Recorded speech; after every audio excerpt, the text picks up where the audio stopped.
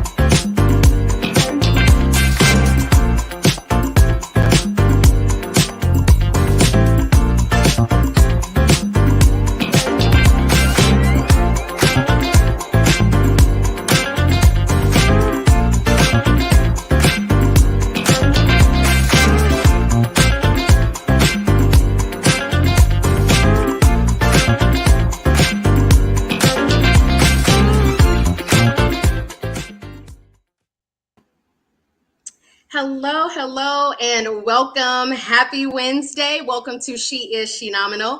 I am your host, Tasha Champion, the Shenomenal Coach of Champion Empowerment. Always teaching you to love the champion you are. And I am really excited about today's show. It's going to be very impactful. Usually, like, I open the show and tell you guys some things about myself, or I tell you like what's going on in my life, but nothing much, because for the past several days, I've really just been in bed because I was dehydrated. And who wants to talk about that? Not me. But I do want to talk to you guys about my guest today. Her name is Brandi Joseph. We're going to be chatting with her. She is a Black female-owned fire weapons licensed concealed weapon dealer in Riverside County. So it's so interesting because several of my girlfriends and I were chatting about wanting to like go to learn shooting, wanting to become concealed weapons owners legally. And we really, of course, wanted to support a Black business, and then to find her, rather she found me. So I'm so glad she reached out, because I think it's important when you have a woman in this industry, a woman in any male-dominated industry, is so important for us to show up and support her. So we're going to talk about that, and we're going to take a deep dive into the safety of guns, the proper way to use one, how to protect yourself, what is it like to really be a gun owner, what do you need to expect with licensing and what you need. We are also going to talk about how she's really, her mission and her passion is to teach women how to protect themselves and protect their families. So it's going to be a really impactful show. You may want to just go ahead and log in, maybe share the link out with some people and let them know this is the conversation that they want to join in on today. Very excited to meet her. She's going to be amazing. So we're going to take a quick commercial break. Like I said, I didn't want to do too much of an opening because I really want to get in on this conversation and have you guys be a part of it. So let's take a quick commercial break, and we will be right back with Brandi Joseph. We are talking protection and safety for all people, but of course, primarily for all of you Shenomenal women. We'll be right back.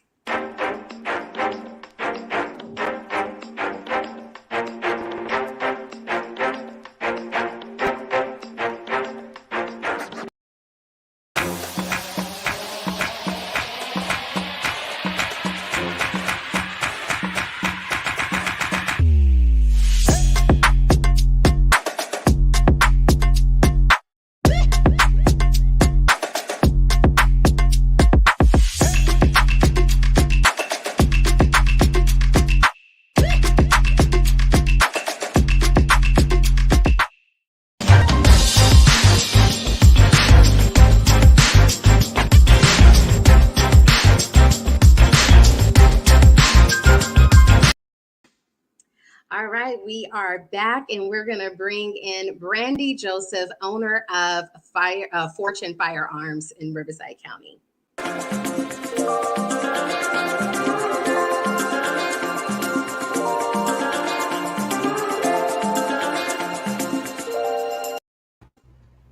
Hey, Brandi. Hi, Tasha. How are you doing? I am good. How are you today on this Shenomenal Wednesday evening? I'm good. I'm good.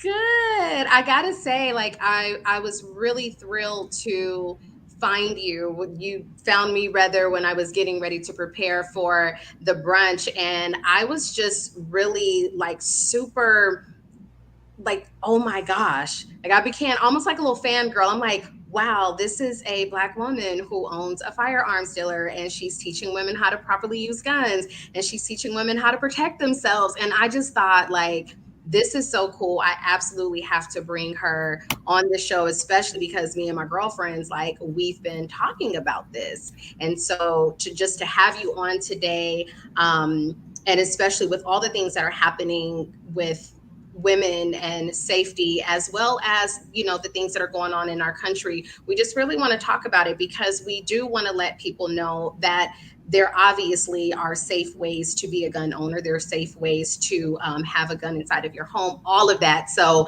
you are the expert today. You're front and center, and I'm really excited to have you. Thank you. Good, yes. So first of all, tell us a little bit about Brandi and how you got into this business and branching into your own business. Well, I've always been a firearm owner. I've owned firearms since my early 20s. Um, but for about 13 years, I worked for a contractor, and I did home inspections for the utility company. So I was in and out of a lot of homes, probably a couple thousand every single year. Hemet was my territory. I mean, there's not a block in Hemet that I haven't been on, or almost a home. Yeah. And, I've always felt pretty safe going in and out of my homes and working. But around 2020, 2021, that's when I started noticing that there was a shift in the political climate, which also came along a shift in the way some people treated me. Some people chose to act out, um, what they now believed in, or what they now deemed acceptable to say, whichever one it was. Mm-hmm. And at that point, I started feeling a little bit more unsafe. It was kind of talking to my husband, like, you know what, this is, probably not good for me to be doing alone. Probably not, him and I both agreed. Mm-hmm. And I had seen somebody out one evening when I was at Walmart in Hemet, and, he was following me, trying to talk to me. I used to go in and out of sober living homes also by myself. So I'm sure that's where he knew me from one of them, because he kept saying some house. And I was like, I don't know you. I'm going to go to my car. Right. And from there, I was like, okay, so I'm going to get my concealed carry permit. So I started training to get my permit. One of my girlfriends kept telling me, well, you should train, because she was a trainer. And going back and forth to the range, I only seen one other female trainer there. Wow. Okay. And not only that, I didn't see any blacks. Right. Nobody was black. And this particular range does have a reputation for not being minority friendly. Wow. And while I was there, they were cool with me. When I was working with her, nobody ever gave me a problem. They're okay with me until I wanted to train on my own. And then, they end up turning me down, but that's fine. But so I was like, okay, I'm going to become a trainer. So I started, getting myself ready to pass my certification. And during the time, I was trying to purchase different firearms. Obviously, if I'm going to train, I have to have a line of firearms that I'm going to train with. So at this point, I started purchasing different firearms. And one thing I started noticing when I was going into the gun stores is that those men were having conversations. They were laughing, telling each other about their local shooting spots and what they're shooting and what ammo. And when I get to the counter, it was, what can I help you with? All the information that I really needed to know, they wouldn't share it with me. I don't know if they didn't feel comfortable enough to open the conversation. But everything you were telling that guy, I was ear hustling, because it's stuff I really need to know, because I'm in a, I'm learning. And, my husband was like, well, why don't you just open up a gun dealership, start selling them? And I was like, yeah, because there is always an issue with access. Even if we're trained, where do we get access to everything we need? All the ammo we need, all the accessories we need, the rifles, the shotguns. Where do we get the access? We don't have it because we don't own this certain commodity. We don't own any stock in the gun industry besides us buying ghost guns or buying the guns, and some of us own them, but that's still very few of us. Very few. Right. Mm-hmm.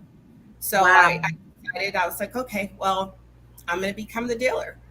So I opened up a dealership, and now I sell guns. I have a full training facility here. I work from home. So I have a completely separate dwelling here. That's my office where you see all my got cases. Yes. Yes, and you call yourself Beretta Brandi. I love that. I was like, that's badass. Yes, Beretta Brandi. And I have my range here also. So you walk up probably about a half an acre down, and I have a range where I can train up to 12 people at one time. I don't do it by myself. If I have a group that large, I do have 2 other Black female certified instructors. They're both range safety officers like myself. So they come in and train with me also. It's pretty cool. Now, you were saying you started carrying when you were in your 20s. I became a gun owner when I was in my 20s. Okay, yeah. In your 20s. At that time, what made you become a gun owner? A nasty divorce. Okay.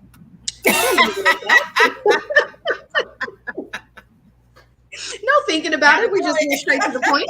That's what it is. Okay. And because you're here, I take it you didn't end up having to use it. So we're going to keep it just at that.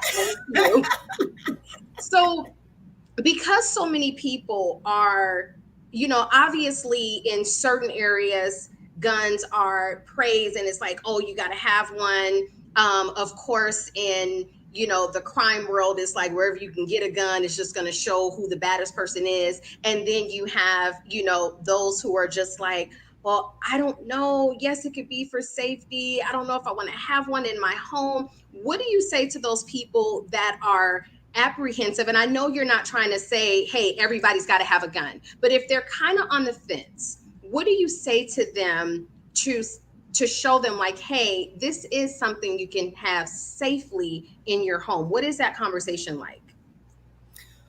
Well, I teach a try before you buy event. I'm hosting a second one. I try and host them at least once every other month because it takes a lot of planning for me. But what I do in that event is I bring probably about 5 or 6 women in. I do classroom training for about an hour and a half. I go over all the functions of all the firearms, show them different firearms, what they do, how they function. I talk to them about holsters if they're going to carry, show them different holsters that I use on my body. I talk to them about transportation, TSA lock boxes, how they have to transport their firearm. And I show them the lock boxes. Since I'm a dealer, I have everything here so I can show them. I talk to them about safes in their homes, centralized safes or little small safes around their house. If their concern is how quickly they can get to their firearm, they can go with the biometric, which your fingerprint, it opens up in 0.05 seconds. Nobody can get it open. You can program up to 40 fingerprints to it. So a lot of people's concern is how will they be able to access it quickly, but still not give their children access. I mean, I had an older woman purchase one, and since she couldn't mount it herself, she was widowed. I went to her house, and the safe is about maybe 3.5, 4 inches. Okay. And I mounted it on the wall behind her nightstand. So if she rolls over and touches it, the safe immediately pops down, and her gun is in there loaded and chambered. So all she has to do is grab it and point, but nobody else can get it. Okay. All right. And that was getting ready to be my question, is like, okay, so we do talk about obviously safes for guns, and everybody always promotes like you need to have a safe for your gun, but then in an emergency situation or you hear something downstairs or away from you, how do you access it? So I love the fact that you just talked about like, yeah, there are safety devices that you can open, and you said 0.5? Yeah, 0.05 seconds. It's Okay, really fast. Or that's you can fast. get one with a code. And also, I talk to people about, just the safety of their home. We're having so many types of home invasions in Riverside County. I mean, it's just everywhere, and especially in Everywhere. California, it's spiking. And, people want to own firearms, but they have the concern about their kids. And, I talk to them about most people have a centralized safe in their home, just one big safe up in their closet, which that makes no sense. Mm-hmm. If you're downstairs on your couch, your front door is more than likely somewhere near your stairs. That's the way most homes are made. If Right, somebody comes in that front door, how do you get up the stairs? You don't. right. So that's where those little small safes come in handy, because you can keep them around the house. You can keep one behind the couch. You can keep one in your kid's room behind a dresser, mounted up against the wall that they cannot open. Right. Okay. And they don't even need to know what it is. True. Very, very true. Very And true. even if they do, they can't get it off. They're screwed into 2x4s. Hmm. Jeez. This is so interesting because like we know that there's like all types of, like you said, there's home invasion robberies, there's just people knocking on your doors, you just don't want to go to the door. Like I don't like opening any door where I don't have either an iron door in front of me. Like I'm like I am not opening the door if you knock. And we talk about that. What are some of the different guns you want to have easily accessible? Like of course somebody doesn't want to pull out a big shotgun every 5 minutes or so, but like what are easily accessible guns that are easy for women to, I mean, let me not discriminate, men too, but what are some easy guns that are good for women to have? That differs per woman. Okay. Guns are like shoes and purses. You have to try them on, which is why I kind of do the try before you buy. I Hmm. give everybody access. They get to shoot about 12 to 15 different firearms, so at least they can get a feel for what is comfortable for them. Okay. So I have to come. that question is pretty much up to the person. Once they get it and they fire a couple of times, they'll feel it like, this one feels good. Yeah. Wow. Yes. So the first time I went shooting, I definitely was a little bit scared because I just never had this interest in having a gun. I never had an interest in like, shooting one, but then I just curiosity started to kill the cat. Thank you, Crystal. Curiosity started to kill the cat. And I'm like, well, I want to shoot a gun. I want to see how it feels. And then for me, like I watch too many crime shows and I'm always like, okay, if you really had a gun, would you shoot everything moving? So, what do you tell women about having guns and the responsibility level? Because obviously, you're not just gonna, oh, somebody scared you, you're just shooting. You're not doing that. And so, what do you tell them about truly what does this mean in terms of safety? Because shooting somebody obviously is not the answer to everything. So many legal things behind that, but what is the difference in, hey, this is a gun for protection, when would you actually need to use it? Because I don't want to blur the lines here. So I really want women and people just to understand that just because you are a gun owner doesn't give you the right to shoot. But what is that? How can we clear that blurred line? It depends on the circumstances, because it does vary for somebody who carries a concealed carry permit. Obviously, I have different rules of engagement because I'm allowed to carry in public. Mm-hmm. So in your home, California has a castle doctrine. So if somebody comes into your home and poses as a threat to you, then you do have a right to defend yourself and your home. Wow. That's as a legal gun owner, just in your home. Now, if they're trying to flee, they're no longer a threat to you. You can't go, shooting into somebody's back. You can't chase them out your home, but you are allowed to protect yourself until you are safe. Huh. I like that. I think that that's very important to know.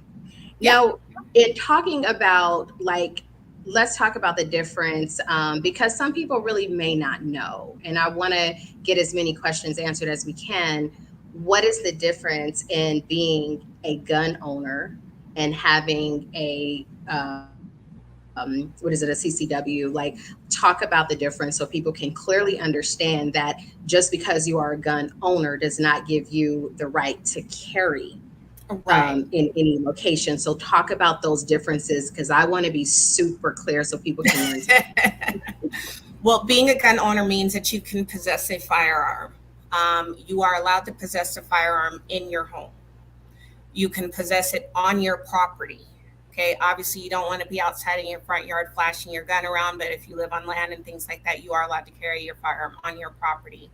If you travel, let's say you're in a travel trailer, or you go camping, or you're in a tent, or you're in a hotel, you are allowed to have your firearm with you there because that is considered your home at the time. Oh, However, wow. unless you have a concealed carry permit, your transportation of your firearms are limited. So if you're going out of town and you're traveling with your family on the road, things like that, yeah, you can have it. If you're going to the gun range and coming home, yeah, you can have it. But if you're out running all around town and at your cousin's house doing this, that, and the third, that's more considered like a carrying situation in which you're not allowed to do that. Now, Mm-hmm. as far as having a concealed carry permit, I'm allowed to carry anywhere except for federal buildings and schools. So I Okay. carry concealed. As long as nobody sees it, I'm fine. That was my next question, is like, because I think in Vegas, I remember having a friend and he'd walk around, it was on his hip. And I'm like, I didn't know if that was legal or not. So you're saying, like, is this just specifically for California? Because I understand every state has different rules. So for California, even if you are licensed to carry it, you can't just have it like out on your hip. You have to have it like what, in your purse or something, or how do you carry it? Definitely not in your purse. Okay. She's teaching y'all something. And, Well, and I'm going to tell you why in a second. Okay. But so yeah, in California, we're allowed to carry. It does have to be concealed. So you got to make sure that it's properly concealed, because even if somebody can see me and I have my gun on me and I'm completely printing, like it's obvious I have a gun on my hip, that's considered brandishing in California. So I can get in trouble for that. So California's concealed carry is an actual conceal. California's rules with your concealed carry permit is you're not allowed to brandish. So pretty much here, if you pull your gun, you have to shoot. But which is okay, because you should only pull your gun if you're in a dangerous situation. Right. So I am A-okay with that. I don't want anybody, you got a problem? Right. This is Boys in Hood. Right. Right. Because that's what we're going to see if people are allowed to brandish, like, yeah, you don't want to talk to me. And in this situation, you are fully legally allowed to protect yourself. California is actually a stand your ground state. So you are legally allowed to protect yourself, but you do have to be in danger. Right. Okay. All right. Now back to your purse comment. She's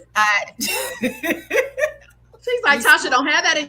Okay. Tell me why. Well, let me say it now to make sure everybody hears. If you're going to conceal carry, do not carry in a purse. Okay. Very rarely will you ever see me with the purse, and I have one purse that I carry. Now, what you want to carry with is something, a holster, a Kydex holster. Get yourself 3 or 4 of them. If you're going to carry, you have questions, I'll tell you exactly what I use.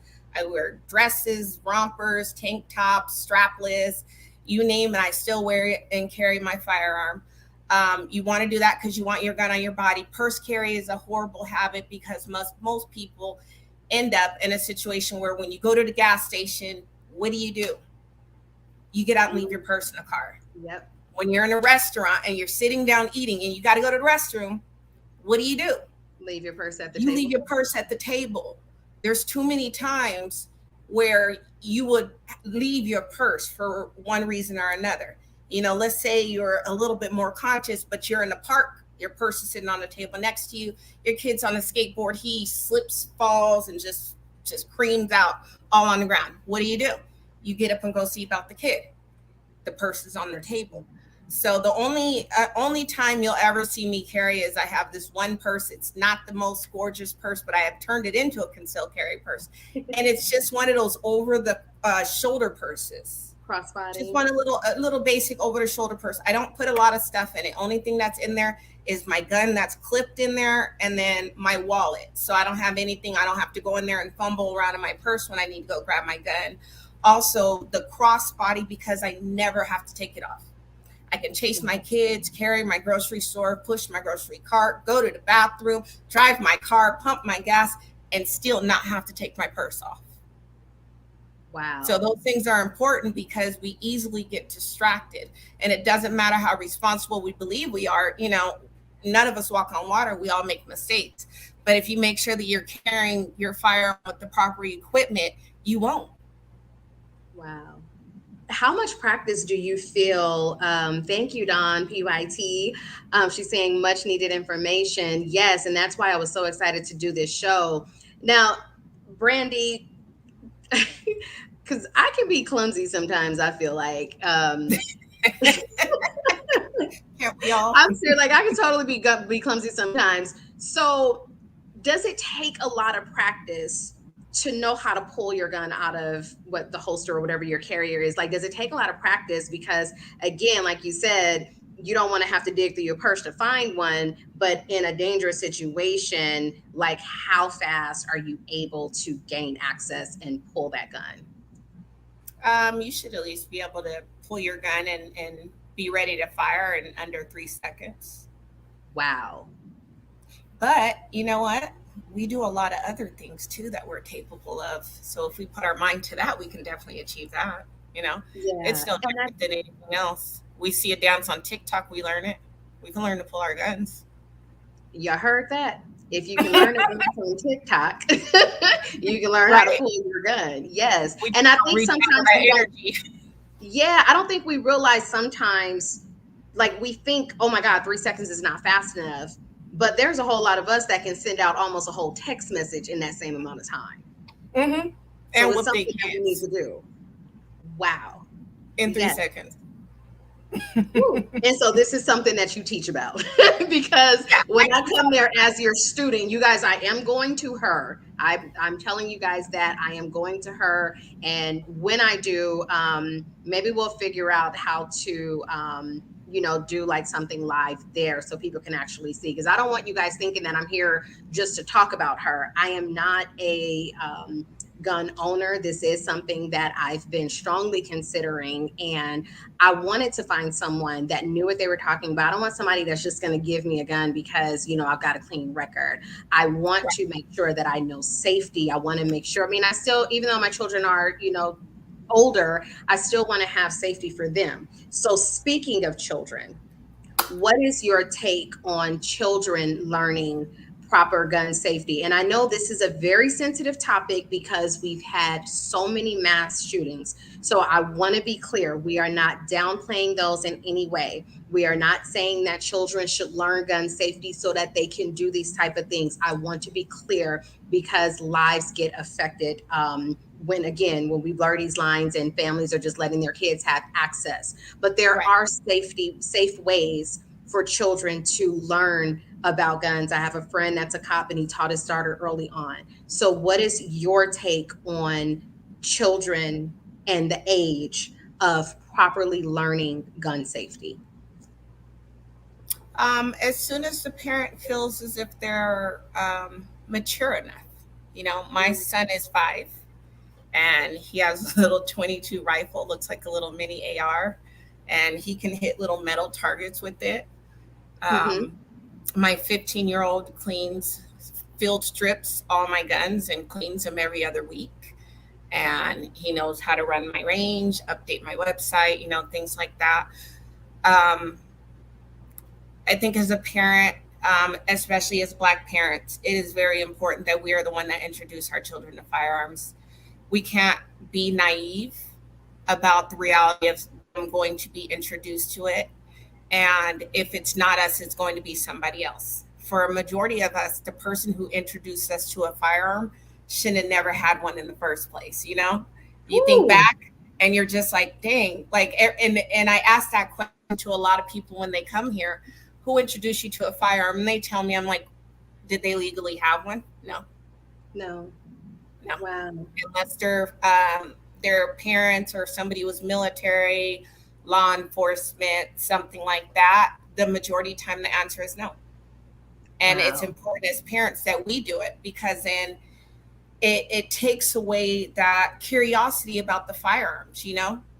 If you tell them, ooh, don't touch that, when you leave, they want to touch it. Right. Okay. Versus them being, you've already taken them to the range and let them touch it. And when they want to touch it again, they come and ask you, Mom, can we go back to the range? And talk about it. Hold that thought for 1 second, because we're going to come back to this. I do really want to dive a little bit deeper into the safety for our children, and you being a mom who runs a business with guns. Like, do other parents from your children's school, do they talk to you? So we want to talk about that a little bit deeper, because we do want to keep everyone safe while we also are talking about the protection of ourselves. So let's run to commercial break for a moment, and we'll be right back continuing our conversation with Beretta Brandi. We'll be right back. Okay.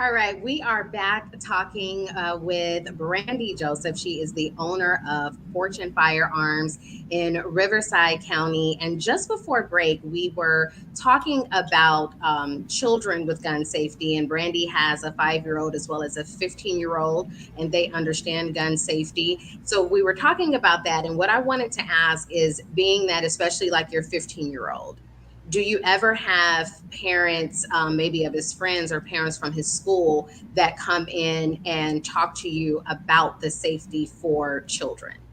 Oh, all the time. All the time. I train a lot of families, and I actually have 4 kids. I have a 22-year-old, 15, 13, and 5. Yeah. Mm-hmm. And everybody is all on board with gun safety. They know shotguns, rifles, everything there is to know. Mm-hmm. Do you feel like understanding gun safety contributes to any type of gun neglect with people? Because, and the reason why I'm asking kind of the harder questions, and I want to be clear that I'm not asking you because you are a mom who's taught her kids. I just want to give people the big picture, because I really, really, really want to make sure people understand that it's a big difference in understanding how guns operate, the safety of guns, having guns in your home than someone who's going somewhere into a school. There's a huge difference Oh between that. yeah, And of that's why I wanted course. to ask that. Of course, yeah. So I do talk to a lot of parents about safety for their children. And it is very important that you make sure that your children have a respect for firearms and understand that they're not toys. And that also comes from them firing them and feeling that power and Yeah. understanding what they do. Because for a lot of kids, when you see these accidents, right, a lot of these kids picked up these guns and the accidents happened the first time they ever touched a trigger. Right. You know, like I remember a few months ago, I was watching, well, I didn't really watch it, but it was a video of a little girl. I guess she was in the bathroom and she got somebody's gun at a birthday party in a rented apartment. I don't know. It's just a real sketchy story, but she's twirling the gun in the bathroom or doing something in the bathroom with her other cousin. And she dropped the gun. The gun shot him. And then somehow she ended up picking up the gun and shooting herself. And she was on a live when all this happened at that. But all that comes from is them not having proper knowledge. You know, if she understood what that trigger was, if she understood that that gun was loaded and she knew how to check that the gun was loaded, you know, if I hand my kids a gun, the first thing they're going to do is check and make sure it's cleared. It doesn't matter who hands it to them. They're not going to walk around with a loaded gun and make a mistake with it because they know what mistake can be made. So the first thing Right. they're going to do is clear the gun or make sure that it's cleared. And that all comes from lack of knowledge that she didn't know that she couldn't, you know, that the gun was even loaded. She probably didn't even know how to even check. Right. And that's a lot of safety that we should be teaching at home. If you see a gun and if you touch it, this is how, you know, we don't want them to touch it. We want to tell them if you see a gun, don't touch it. Don't touch it. But that's not the reality. Right. That is not the reality. You Right. know, just like Especially with social media, they want to, the first thing right. you want to do is go live and show that they can handle it or whatever. Yeah. Well, we have to prepare them for the entire world. You know, just like we talk to our kids about sex. We don't want them to have sex at 13, 14, 15, but we talk to them about it and educate them on how to protect themselves and to not make the dumb mistakes. It's nothing we want, just like them touching a gun. We don't want that, but they might. Right. And they can be So, safe doing so. and if they do, guess what? We don't like it, but they didn't accidentally shoot their best friend or their family member. You know, Right. and when these kids were playing with this gun in his or her vicinity, they were the only person that were able to clear the gun and rendered it just completely disabled. Now they don't know what to do with it. Here you go. Mm-hmm. You know, Wow. but we don't teach them these things, so they're not able to. They're not prepared for it, Right.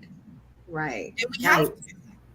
I think it's so important. I mean, again, I'm not bringing a gun into my home without having these conversations with my kids. And when I'm coming to your training, it'll be my kids with me. We will all have a very clear understanding of what this weapon is in our home and what it is specifically for. And, just like you said, with the safety of it, it won't be oh, well, let's show our friends when mom's not here. You won't even have access to it. But, so I really, really am getting deeper into this conversation because I really want to focus in on the safety behind it. But I also want to make sure we hit some key points. Okay. So one of the things that I wanted to ask you about, for those out there, what's something that you need to consider, or like, as you have this class where they're kind of getting prepared for if they want to do this or not. But for a person, if you're just kind of out having a conversation somewhere and they don't have access to get to you, tell us something that should be considered when you are ready to become a gun owner. What are some things you need to think about? Um, find yourself an instructor. Find yourself an instructor that you're comfortable with. There is, what is her name? Tig, my sister's keeper, self defense. she owns 2 a.m. Apparel. It's a concealed carry clothing line. She has a Black self-defense directory on her website, and it is a lot of Black firearm trainers, and the very few FFLs are the dealers that we do have are also on there. Get on there, and even if you don't have one in your neighborhood or in your community, send somebody an email that's near there, if that may even be in the same state that can give you a good recommendation. Don't go into the journey by yourself blind. Hopefully you can find somebody that is very informational and that'll offer all the support to you. Also, YouTube is your best friend. So, do a lot of research on YouTube before you go into it. Prepare your questions for the person that you're going to see and make sure you ask them. It make you feel as if you have a dumb question and you're not talking to the right person. Right. Also, if you go to instructor, make sure you go to instructor that carries a pretty good broad line of firearms, at least give you access to fire at least 5 of them, so you can make up your mind between a polymer, a steel firearm, a much heavier firearm, a 9mm, a 380, if you want a revolver or a slide, because at least if they give you a few options, you can start going through the process of an elimination of what you don't like about each gun, which will start down your search. Wow. I love that information. What is the process of becoming a gun owner? We'll get to the process of obtaining a CCW, but let's just talk about what is the process of actually becoming a gun owner. What should we expect? Becoming a gun owner, you just have to walk into a FFL, any firearm dealer, and you can take your fire safety certificate test. It gives you its certificate, like a gun license. It's $25. It expires 5 years from the day that it's issued, and it can be used anywhere in the state to purchase a firearm. You do have to keep it active as long as you own a firearm, unless you get yourself a concealed carry. The concealed carry permit does supersede that, so you can let that expire as long as you keep your carry permit. But if you let that expire, you have to go back and get the certificate. All the certificate is, it's a multiple choice test. It's a lot of common sense. And whatever you don't get, you can look it up and go through it. I've never had anybody fail it, but it teaches you gun safety, about different trigger locks, lock boxes, safe transportation, legal age of purchase, magazine capacities, things like that, if you don't know, you should have a conversation with your whatever dealer you're purchasing from, or from your instructor. Wow. Okay. All right. Very good information. So moving from there to what is the process of obtaining a CCW? What's that process like? In California, the concealed carry process does slightly vary from county to county. The process is determined by each county sheriff's department, their sheriff. So in Riverside County, it's a bit different. They're very liberal here. As long as you can check all the boxes and pass all the backgrounds, and they'll you're pretty much guaranteed to get it. All you have to do is apply for it, do a fingerprint, go through an interview process. It's hardly an interview.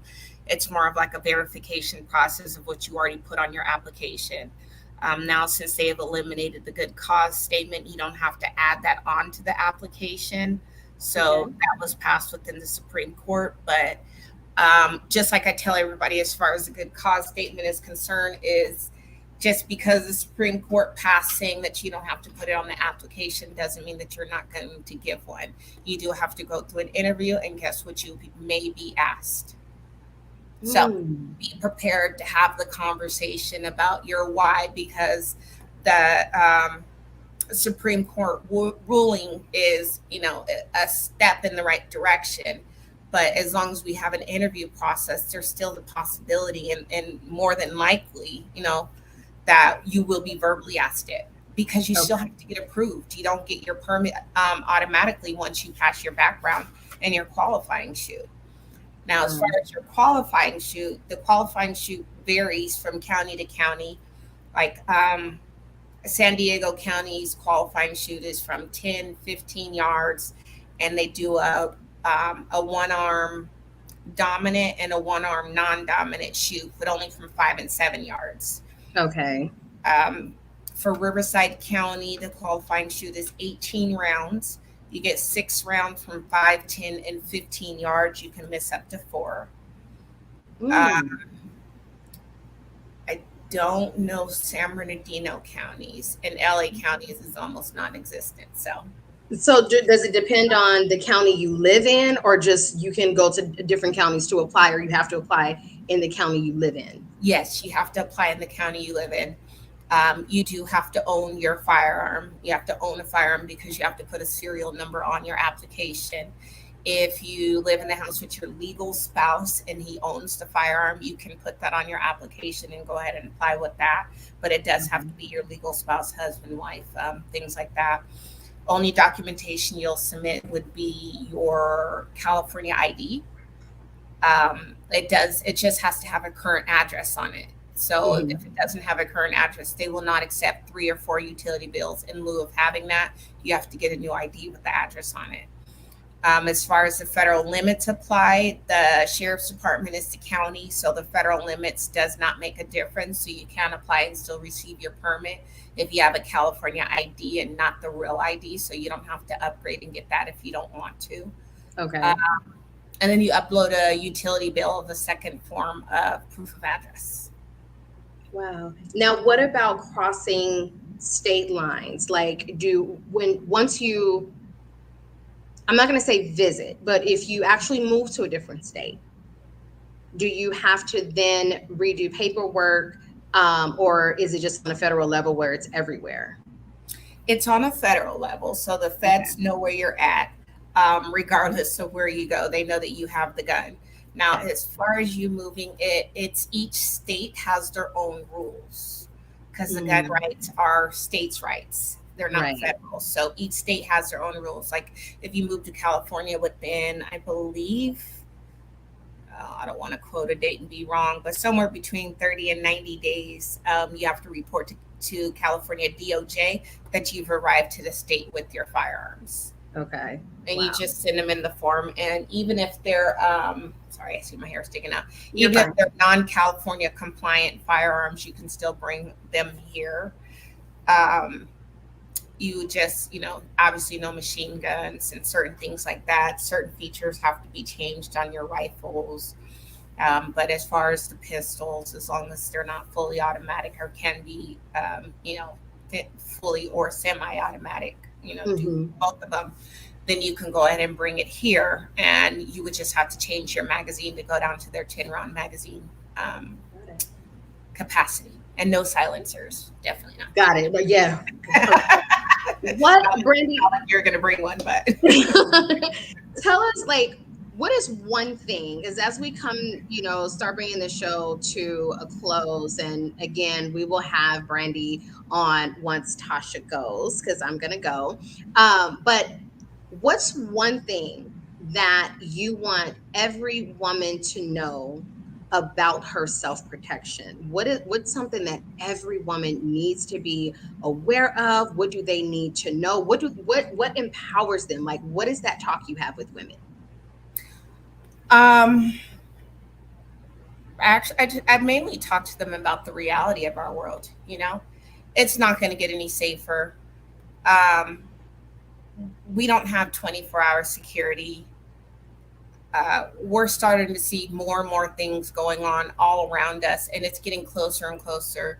I live right outside of Temecula, and here it is in Menifee and Winchester. They're getting home invasions, and those are, little suburban little communities, and the little upper end of society up here in Temecula, and even they're getting their doors kicked in, or people breaking in their homes and their cars. And despite the fact that they have these cameras and things like that, I can't put my finger on what's going on with the world, but I see that it's changing. And you have to be realistic with yourself and protect yourself. I get everybody has their beliefs, and I have my beliefs too, but I don't want to be a victim. No, I've been a victim of a home invasion before, and that's a whole nother story. But if you have a choice, don't. There's no memo that goes out before somebody does something stupid. I mean, we look at what happened in New York. Those people just went to the grocery store, and as a firearm owner or a concealed carry permit holder, you're not there to be a hero. Trust me, I ain't no hero. Hold on, repeat that again. As a firearms owner, you are not there to be a hero. No. Let me tell you, if somebody goes off in my vicinity, I'm grabbing my kids and ducking for cover. Right. If you come in my area, I will return fire. But if I can get away and I can take my family, the only way I'm going to pull my gun is if I got to protect myself and my family. Right. That's it. If I can get us to a safe situation, why would I try and get into a gunfight? This is about protecting yourself. This is about protecting you, making sure that you're no longer walking out to your car with keys in between your fingers like that, because you feel a little bit more confident. And I've done that a million times, and guess what? I don't do it anymore. I don't. I walk out of Walmart in the middle of Hemet at 11:30 at night, and I will skip to my car. What? I mean, if you want to. You know what I mean? And that's the freedom as women we should automatically have, because the world shouldn't be targeting us, but it is what it is. And we got to change our attitude, because the world is changing, and we can't stay in the same thinking, call the police, call your daddy, call your baby daddy. No, baby, it's you. It's you. You got to protect yourself. Yeah, you have to. You have to. You have to. There's no options. And your kids, if you live by yourself, and your kids. If somebody gets in your home, give your kids a fighting chance to survive. It's not only about you. Wow. This has been such an enlightening conversation, and I'm sure as people go back and watch, they'll have more questions. So just don't be surprised when you get that call like, hey, Brandi, I'm going to need you on my show again, because we need to have this conversation, and we need to make sure that we're answering more questions. And I can assure you, like, I will be out there. I'm going to see if my girlfriends want to come together and plan something with you, because I do feel it's just my time. I've been thinking about it, so I definitely want to have that. Look at Brandi, y'all. Look at Beretta Brandi out there. Look at her. She is showing you how to properly use it. We cannot continue to fear gun safety when they really can be a source of protection responsibly. Yeah, responsibly. Definitely. I love the shirt. Brandi, tell people how they can get in touch with you. How can they reach out to you? How can they schedule a class? Let us know how to reach out to you. Well, my classes are on my website. So I have my concealed carry classes there. The concealed carry classes are for 2 hours. It's $150. I do give 100 rounds with the class. You do have to bring your own firearm and be pretty proficient with a firearm to get into that one. Those are people who have already applied or that are in the process of applying and they're moving towards their permit. I have a beginner class that's $99 for an hour and a half, where I teach everything from the beginning all the way to the end and let you try different firearms. All that is on my website. You also have options for one-on-ones. So there's a one-on-one section there. And if you don't see what you want on the website, as far as training, I also have firearms on there, rifles, pistols, ammunition, some accessories. Got a bunch of more other stuff that I need to put up there. But check out the website, www.fortunefirearms.com. I'm on Facebook, Fortune Firearms. I'm on Instagram, Fortune Firearms, and Beretta Brandi. Yes. Or if you want to chat, which I do get I'm a caller. I don't like sending chats. I call everybody. Okay. I do. I don't send texts. I'm like, I'm a call. If you're a chatter, you can just ring my number, 909-646-2366. I always answer. If I don't answer, shoot me a text message and I'll call you right back. Yes. Well, thank you so much for just empowering us through conversation about the way we get to empower ourselves and letting us know about gun safety with children, and just about really protecting ourselves. I really appreciate having you on the show. I'm going to appreciate even more when I come out there, and I will call you to arrange that. But thank you so much for being a guest today, Brandi. You are You're very welcome. much phenomenal. Thank you for having me out, and you have yourself a great day. You too. All right. Don't log off though. We'll be Okay. right back. All right. No worries. Don't log off. We'll be right back.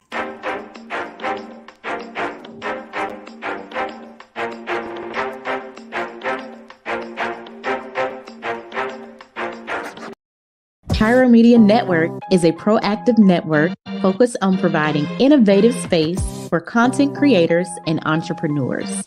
PMN is dedicated to giving its viewers a diverse entertainment experience while helping content creators elevate their production, engagement, and overall branding.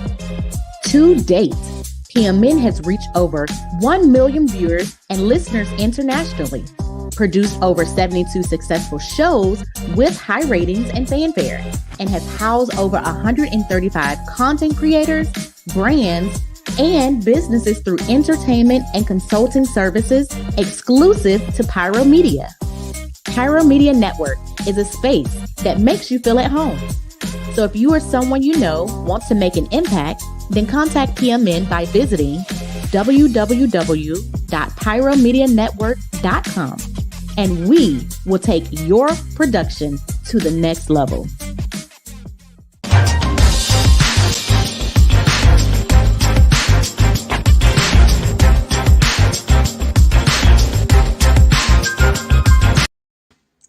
Well, we have come to the end. That was definitely a show of information. So thank you so much, Brandi, for being a guest today and being a Shenomenal Beretta Brandi badass. And I'm so proud that we get to have you in our backyard in California, and we can get to you. And trust me, me and my friends will be there. So that's the end of the episode for today on She Is Shenomenal. We will be back next week, and we'll be chatting with the Prince, the dating coach. She is Shenomenal. So make sure if you have a dating question, either join us live or send me an email, tasha@shenomenal.com, with your dating question so that I can ask the Prince live on the show. So join us next week. You guys have a fantastic and Shenomenal week. See you later.